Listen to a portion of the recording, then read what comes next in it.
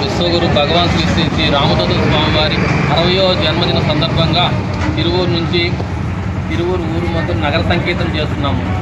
సాయంత్రము 60వ పుట్టినరోజు సందర్భంగా 60 సార్లు సామూహిక హోమాలు నిర్వహిస్తున్నాము. ఈ యొక్క కార్యక్రమం మొత్తం తిరువూరు భక్త బృందం ద్వారా జరుపుతున్నాము. ఉండే రామదూత